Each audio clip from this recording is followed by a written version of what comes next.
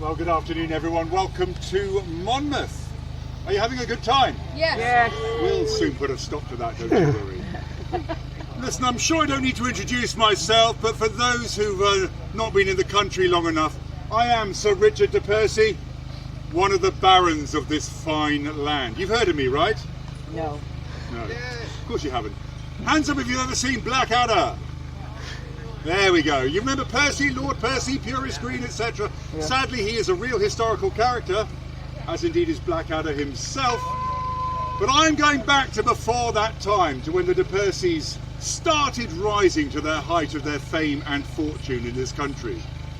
For followers of later medieval history, they'll know the Percy family became absolutely huge in the northeast of England, with castles such as Alnwick and Bamber under their gift. But I'm going to take you back to the year 1215. Does anyone know a significant event that happened in this country in 1215? All right, let me help you. Anyone heard of something called Magna Carta? Yeah. Ah, there you go. Now, Richard de Percy was one of the 24 barons who opposed evil King John. Let's all hear it for John. Boo! Hooray! Shut your face. Oh. One of the worst kings the country has ever seen, and de Percy and 23 of his compatriots put their lives on the line to rebel against the king, ultimately leading to that document we nowadays call Magna Carta, and much more besides. But I won't go into that. Suffice to say then, here I am at the ripe old age of 56, my lord. Roughly the same age as the real de Percy was in the year 1215. And indeed, although you think, well, he's very tall for the 12th century, men did grow to significant height. We know the real de Percy was actually over 6 foot himself. And indeed, you'll see that by the time of 1215, the early 13th century, the people in this country, when I say the country, I'm talking England and Wales specifically, had been for some time breeding not just with the Normans, who themselves were of Viking descent, but Scandinavians generally. So you're looking at a population who weren't those short little diminutive people of around the Black Death 150 years later, but instead had bred to be strong and fit. And with that many, many years of good crops too, meant to a healthy, taller population who lived longer. So I, as a young man, would have started life, like any young nobleman, as a page. Taken away from my own family from the age of 7, when infancy was assumed to have ended. I was fostered into the household of another lord. The reasons for this were twofold. Number one, it was thought that someone else's father would be far harsher than my own father would be, and of course it fostered good relationships between noble families as well. They were all very much interrelated, they really were. Now thankfully we don't have to deal with inbreeding crazy nobles nowadays. Anyway, we move on. As a page, I would have learnt everything it meant to be a nobleman. I would have been learning to clean my lord's armour and arms. I would have been getting physically very fit. I'd have been learning to read and write, because as a nobleman I was expected to administer estates as well, so I wasn't illiterate. Now, I didn't do the writing myself. I got my scribes, my clerks, to do that for me. But I could read, and I could, if I needed to, sign rudimentary letters. So I learned those basic skills, but above all, I learned to ride. Because ultimately, I became what was known as a knight, or a chevalier in French, one who rides a horse. And if by the age of around 12, I could not ride extremely well, I'm afraid it was the end of that training for me, and I was sent off for a career in the church, and we know that that never ends well. So, thankfully for me, I was a very, very good rider indeed, and I became at the age of around 12 what was known as a squire, where I would have spent the next 7 years or so in training. An apprenticeship is 7 years for a reason, even now, that 10,000 hour rule. And during that time, I learned everything I needed to be a professional knight in the early 13th century. And it meant, amongst other things, when it came to combat, and I'm going to get into my armour shortly, I would have learnt to be riding not just on my own, but in formation. Because the knights were known as the tanks, if you like, of the medieval battlefield for a very good reason. Not because riding solo you were any good, you could be chopped down instantly, but because we learned to ride as a unit, known as a convoi. Usually between 20 and 24 of us riding in formation in a long line together, on our destriers, horses that were breeded especially for this purpose, and by the early 13th century often crossed with pure thoroughbred Arabs. So you have a horse that is fit and strong and fast. Not these massive 18-hand things of Hollywood fame or later medieval fantasy, but rather something around 15 hands, probably closer to a polo pony in size and dexterity. But unlike other horses, mine was shod with iron hooves because it learnt to fight in its own right. It meant I could get it to lash out with its front hooves, lash out with its rear as well. And I was learning all this while learning to manoeuvre as one in a convoi, and I'll come back to that later. Now, because I'm riding a horse, as you can see, I've already started to put my armour on, ready for war. And on my legs, you'll see I am bedecked in the very finest armour of the early 13th century. Nowadays we call it chainmail. Chainmail, bit of a Victorian affectation actually. You want to be really clever with your friends and family tomorrow, you can say, we don't really call it chainmail. It's actually a derivative from the French word maille, which ultimately came from a Latin word, macula, and it means mesh. Maille means mesh. As you'll see, this isn't a chain at all of one link going through its neighbours side by side, but rather it's linked into a mesh with its 4 neighbours around it. And it's very effective. People still use it today. Butchers use it. My colleague Simon mentioned that people going diving with sharks. Hands up if you've been diving with sharks. So I'm the only idiot here. Right, okay, right, we'll move on. Fine. This stuff is very effective against slashing and stabbing blows. As you can see there, it's completely covering my legs here. Now I'm also innovating here because the mail goes all about my legs, but by the early 13th century we started applying extra levels of padding both underneath the mail and over the top. Now this form of protection, gamboising as the French term goes, is layers of linen and wool sewn into tubes or diamonds like a big cricket pad, worn both underneath the mail on my legs and over the top here to protect my thighs in particular, which is the bit that when I'm on horseback gets hit the most, because peasants like you tend to try and attack my legs. What's wrong with you, scum? So my legs are very well protected at the moment. You'll see on my feet my spurs, one of the symbols of knighthood that were given to me when I was knighted around 7 years after my training began, depending on how well I was performing and of course whether I had to compete in any battles or tourneys. And once I proved my bravery and my worthiness as a knight, we went through the process of being knighted. Now, nowadays, sword please, Will. Nowadays, when you think of someone being knighted, you imagine them going to Buckingham Palace and they go down on one knee. Where are you going? And they go down on one knee like this, and Charles or Camilla or someone get someone for their services to poetry or something, and they sort of say, you know, arise, Sir Will, and all the rest of that nonsense, okay? That's how people are knighted nowadays. Nothing of the sort in the 12th and 13th century. Because back then, it was all very much to do with honour. I'll come back to that in a few moments' time. Now, that ceremony you've just seen is properly known as the accolade. And there, the clue comes to its origin. It comes from a French word, coller, which means to strike or blow. And by the way, I'll be using a lot of French terms because we noblemen are, of course, Anglo-Norman. We spoke French only. Il y a les Français ici? Okay, no French either. That's probably a good thing. We spoke French only. So the coller tells us all we need to know, because in the 12th and 13th centuries, as the ceremony of knighthood developed and became more ceremonial, well, so did the whole process. I would have spent the night before my knighting process bathing and then standing at vigil in church, praying to God to be a worthy knight and a member of the Order of Chivalry. And when it came to the morning, the Lord who'd looked after me all these years would have buckled the spurs on my feet and would have belted my sword at my waist. And then he'd have said, Sir Richard, bang! Oh. He'd have smacked me round the face, hard. And it was deliberate, because it was the only blow I would ever take without returning the same in kind to that perpetrator. Yeah, whatever. It's a reminder that you must always be brave and never shirk the enemy.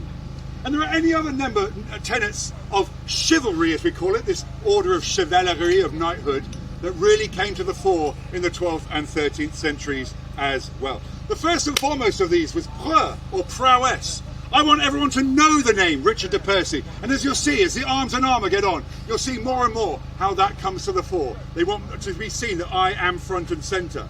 So the preux is there. And so too is the largesse, the collection, the accumulation and distribution of wealth. Because the more money I've got, the more followers I have, guess what?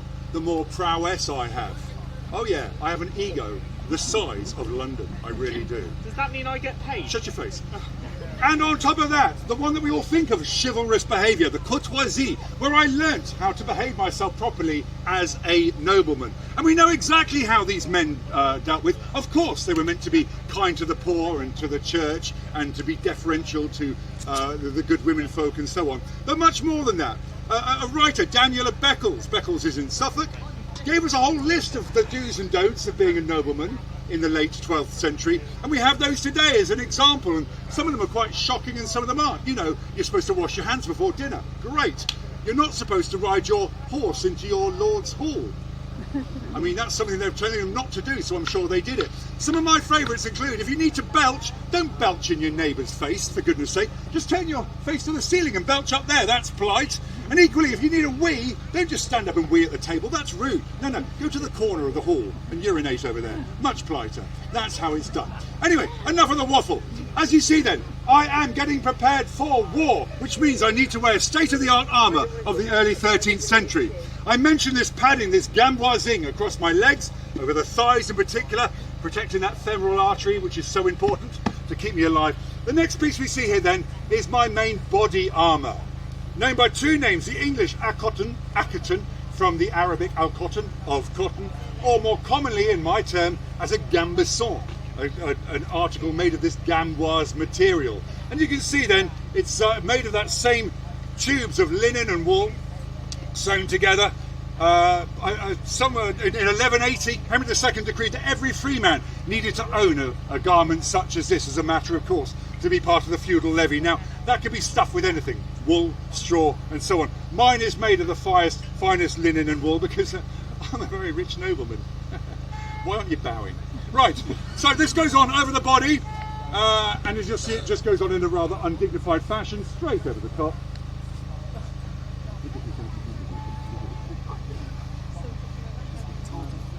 On it goes.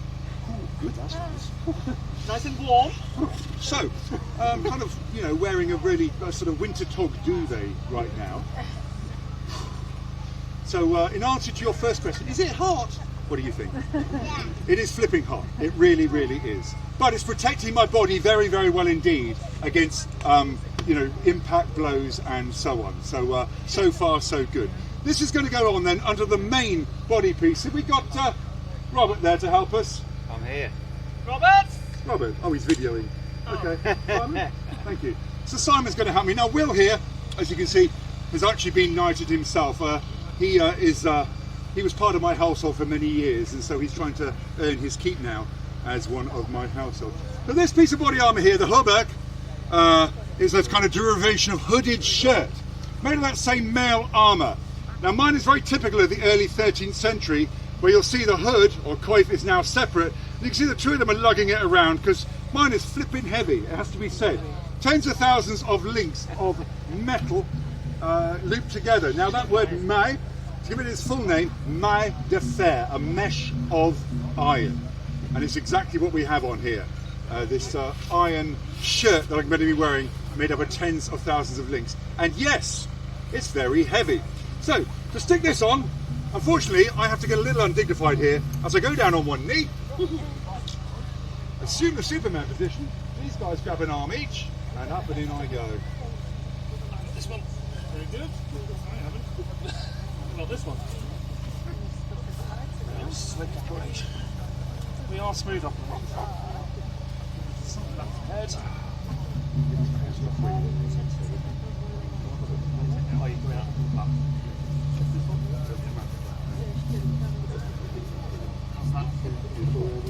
I'm just going to jump up and down now. That's heavy.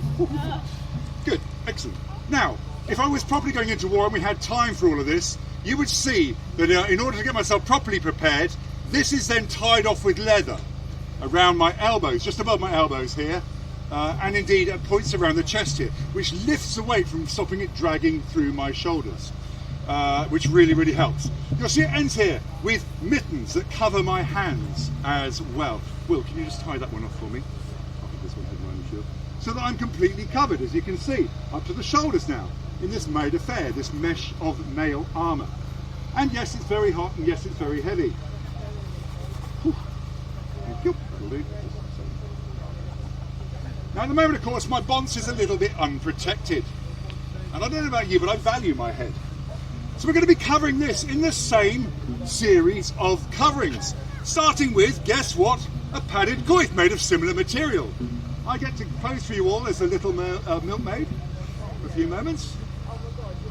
With this on my head. Oh, why not? And then you'll see they're going to get my coif, which is the headpiece made of this same male armour. Now, as I've mentioned earlier, it's normally known as a hooded shirt, and many examples of the hoods being joined onto the shirt, but also many examples of it being separated, certainly by the 13th century. And we think this is for two reasons. Number one, there's far more mobility of the neck, and number two, as you'll see, it's an extra layer of protection across my shoulders, that clavicle being the most commonly broken bone in the body. On it goes.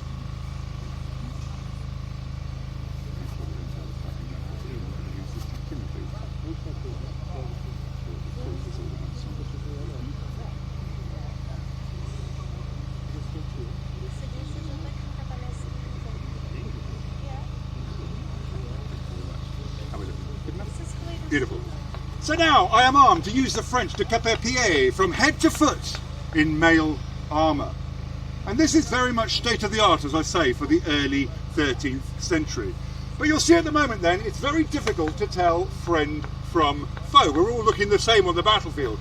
Who do you attack? Well, this comes back to the prowess I mentioned earlier. Because guess what? Covering this is going to be something known as my surcoat. Cot simply means a shirt, sur means on or over. So the surcoat is the shirt, if you like, the covering, the layer worn over my armour. Now mine is emblazoned with my coat of arms, the coat of arms of Richard de Percy, which, as I'm sure you all know, because you know your heraldic French, we refer to as 5 fusils d'or quand je en fête des yeux. Huh? 5 gold diamonds on a blue field. Yeah, and there they are. That's the glorious coat of arms, the glorious coat of arms of the magnificent Richard de Percy, which is going to go on over my armour if Will gets his act together. Thank you, Simon.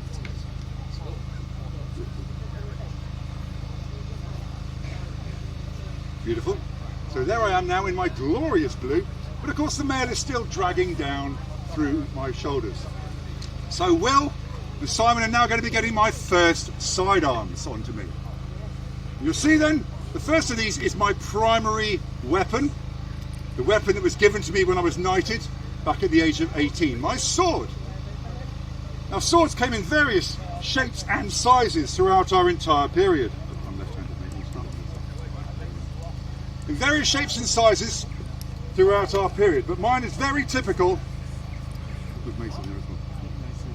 of a sword of this period. This is an exact replica of one you can find in the Museum of London. It was found in the Thames. And you'll see then, it's made up here of steel. Now, if anyone works with steel, you know how hard it is to make steel that is neither too malleable nor too brittle. And it's the work then of many, many skilled men to get 3 bars of steel which are twisted together, beaten flat and repeatedly beaten, thank you, until they form this flat shape and carved out. Now mine is kept blunt for safety reasons, but it would have had a very sharp edge and a very sharp point. And those 3 iron bars come straight down through the handle here, so I'm holding on to the same thing here, covered with wood and leather. Finished off with 2 things, the first of which is known in French as quillons, or quillons as we say in English, this crossbar which defends my hand here and apparently forms a sign of the cross when I'm praying to the dead, and the counterweight here, or pommel. It's where we get our verb to pummel from, which gives you a clue as to its other use, because not only does it act as a counterweight for the blade here, so unlike a cudgel weapon, I could swing this all day long without my, stand out the way, without my arm getting tired very easily, because the weight just keeps spinning it, but I can also bludgeon you with that, or indeed stab you in the eyes with a quillon. So there's lots of ways I can use this, and I have to tell you, if you've seen the demonstrations by my colleagues up at the castle earlier, Do we have time for the later one today, Rob, or is that it today? Unfortunately. They would demonstrate just how these men use these weapons. They are not used, as you see at so many of these reenactment events, as clubs, where people are just cudgeling each other to death, okay? Nothing of the sort. These were used with finesse, very much with finesse, and these men were effectively trained butchers. They were martial artists. And a blade such as this, a long blade, perfect for me up on my horse, because of course I can just do sweeping strokes as I come past you and turn you into the Christmas turkey. Now, so much for the sword. However, it's no good whatsoever against armour such as that I'm wearing, this mail armour. So on the other side, can you put it out for me? I should tell you that Richard de Percy, the real Richard de Percy, was a veteran of the Crusades, went on a very famous Third Crusade with Richard the Lionheart against Salah ad-Din. And while he was there, he could well have picked up a weapon such as this, a big old mace, a flanged mace of his enemy, the Mamluk Saracen. Now, a weapon like this is absolutely brilliant for smashing your bones. Works very effectively against armoured men. It really, really does. Because I can just bring this down on your shoulder and break your clavicle. I can bring this across your knee or foreleg and bring you down and see you out of action. And if I'm taking on another nobleman who I want to capture, rather than kill because I can ransom him back to his family, then I simply want to incapacitate him. And a weapon like this is very good indeed for that. And indeed, it is heavy to hold, but I don't need to swing it. If I'm riding past you at 30 miles an hour, I can just hold it out at about head height like this. You imagine a lorry's wing mirror hitting you at speed, and you can imagine the damage. And I promise you, I've done so much damage to many an unsuspecting grapefruit. To show you just what it can do. Thank you very much indeed. So far so good. So much for the sidearms. Now we're nearly there, and we'll get you out the heat very shortly. Next up then, you'll see they're going to give me my shield. My shield is also emblazoned with that same coat of arms. Now, they were strapped in such a way, as you'll see, that we could use both the, thank you very much, Simon, both the forearm here to hold it, and also this long strap known as the guige, which meant we can just drape it over our shoulder. This long teardrop shape hardly changed since the Normans arrived 150 years earlier. If you've got tickets to see the Bayeux Tapestry at the British Museum, you'll see the same shield shape appear on those knights as they go into battle. Same thing with mine here as well, as you can see. And you'll see the long shape is very effective for both covering our body, but when I'm up on horseback, I can flick this backwards as well, so that I can protect my horse's flank as well. It's a very easy thing to manoeuvre around. Perfect. There it is. So it's covering my whole body, as you can see. Flick it back, protect the horse. So far, so good. Okay, good. Only two things left then. My helmet needs to come on shortly to completely protect me, but also my primary weapon, my lance, which we'll do next, please, gents. My lance then, or spear, 9 foot of ash with a sharpened point. What was it over there for? Okay, never mind. And here it is. Not like those later lances of later medieval England. Oh, thank you very much. Okay. But as you can see, basically a long spear with a very sharp point on the end. Now, I haven't got my GG here with me today, but if you can put yourself in the picture here, I'm up on my horseback, which means that big in the middle there, which you think is unprotected, is up in a saddle, protected by a high pommel at the front and cantle to the rear. I'm sat there in stirrups, very, very firm in my seat. I can bring my shield up to protect me, and as you'll see in a moment, my helm to cover my face entirely as well. I'm just going to come back then very briefly to that convoy I mentioned earlier, that formation of horsemen, 20 to 24 of us, riding, manoeuvring together. The best way to think of them is if you've ever seen the Viennese riding school and how those Lipizzanas manoeuvre together, twisting and turning together, and that's exactly how we trained. In isolation, we are toast, but together we are almost invincible, because we don't gallop into battle madly. If anyone here rides, you'll know how hard it is to control galloping horses together. No. I can get my convoy together, and they know I'm front and centre. There's my pennant to direct them, and they all form up on me. We see the enemy over there, maybe 100 yards away, 200 yards. And I just give the command, avancez, advance. And we advance together at the walk. We walk together towards the enemy, getting into line, the horse's bits jangling, They are as excited as we are. They love it, and so do we. We walk until I give the command vite, which means speed up, and we go into the trot, a rising trot, and from that flowing into the canter. And eventually, when we're only about 30 yards from the enemy, do I give two commands. The first will be, it'll be the one together today. It's going to be laissez aller, at which point, oh, rather that's the one, coucher, that's the word I was looking for, couldn't think of it. Coucher, the spears drop to this position. Laissez aller, let go, and for that last 30 yards, we gallop onto the enemy with our spear points. Imagine 24 of us riding at you on full tilt on half a ton of horseflesh. Would you really want to stand in the way? No, you really wouldn't. Well, even when we hit the enemy, and they may break or not, guess what? We turn and spin and part, because behind me is another convoy, ready to come smashing in right behind us, and a third convoy behind them, until the enemy is routed. And a nobleman of my status didn't even just have the one horse either. I had about 4 horses, so I could keep stepping into a fresh Ferrari full of fuel, and off I go again to smash the enemy to pieces. Now the one piece of me I haven't protected yet, and I'm going to finish off now, is by covering my face. Thank God I hear you cry. So, the first thing that happens is my ventail gets clipped across my face. Until you can only see my eyes. And even now, I don't feel fully protected. So they're going to grab my helmet. Now these helmets have developed, and you can come and see our range very shortly. But by the early 13th century, remember, I am leading my convoy. I don't want to or care what's left or right of me. I only care what's in front. So this style of helm to fully enclose my head was very much state of the art.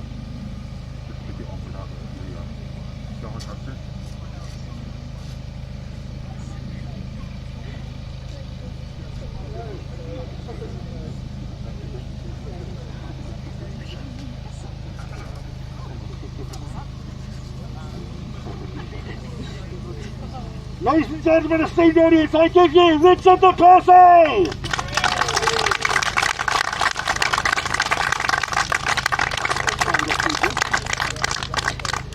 If you have any questions, etc., please do come and see us. We'd love to take them from you. But thank you so much for your patience here in the heat. We hope you enjoy the rest of your time here at Monmouth. From me, on behalf of all of us here at Angevin, thank you very much. Good afternoon.